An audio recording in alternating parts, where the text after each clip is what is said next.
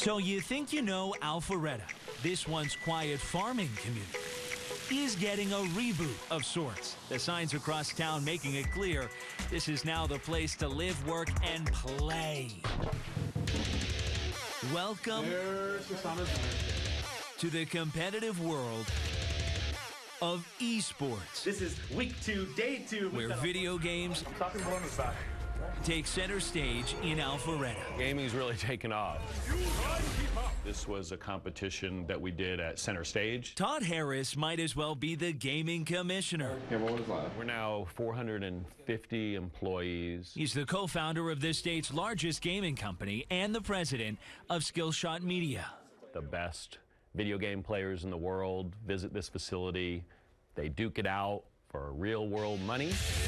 Challenge, and I think it does help them. Harris and his team have built an entire production studio. This is where the Smite production happens. Where the tournaments are streamed by millions of fans across the globe. Really, I would say only the Super Bowl has a larger aggregate audience, and that's because there's a lot of passion around this. There's 2 more, adapting with 1, both Polar Bear Mike and Arkle. It's basically a full-time job. We spend easily like 10 hours a day, prepping for everything. Michael Heiss, who goes by the online name Polar Bear Mike, moved to Alpharetta earlier this year from New Jersey just so he could play professionally. I had always played video games like with my friends in high school and middle school and stuff.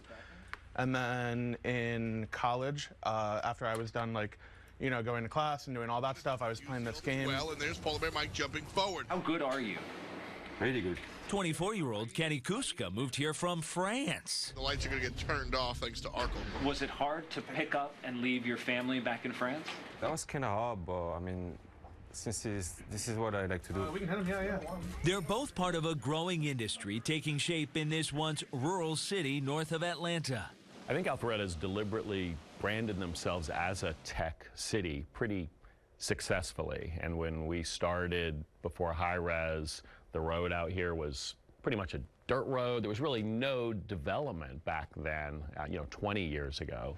Today, the gizmos and gadgets, even the games, It's a global product. have helped Alpharetta become one of the Metro's largest cities.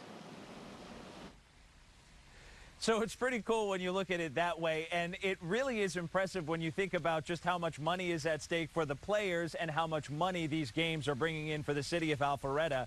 And it's really not a tough sell to bring people from all around the globe to live here in Alpharetta because A, it's close to Atlanta, B, it's close to the airport, and C, have you been here lately? This place is absolutely beautiful. And we talked about the population, now the 12th largest metro Atlanta city. Well, on any given day, thanks to Georgia 400, they could almost double their population just in terms of the number of cars that drive through this area. So Alpharetta, you're on the map in a good way, and games and the tech industry are a big reason why. Gabir and Tracy? What does it look like now when you see it? Is it strange? Is it weird? A little. When Lee Cloco moved to Atlanta from Wisconsin, he and his wife settled on this 5-bedroom home in Duluth. We wanted to buy a home right away, and the only things that were available at that time were in this general area in our price range. It was nice for a few years, but far from the retirement home he had in mind. Do you miss being in your home? To be honest with you, no, I don't. So he decided it was time to sell, and he turned to an unlikely potential buyer, the popular website Zillow. Zillow offers us a new way to sell your home. Atlanta is now one of 11 cities in the country debuting this new program. You don't miss the old traditional way of maybe this guy wants to buy, maybe this one wants to buy it. That might drive up the cost. You could have been walking away with a whole lot more money. You don't know. No, we've sold a few homes before. That's really perfect if it works that way, but it generally doesn't. Cloco sent the website a handful of photos, and within days he says he got what he considers a fair market offer. It kind of removes that stress and uncertainty from the real estate transaction. This home in Roswell is already undergoing light repairs before it's back on the market. That's the company's business model, to find homes with minimal repairs needed that can be purchased and turned around quickly to be sold.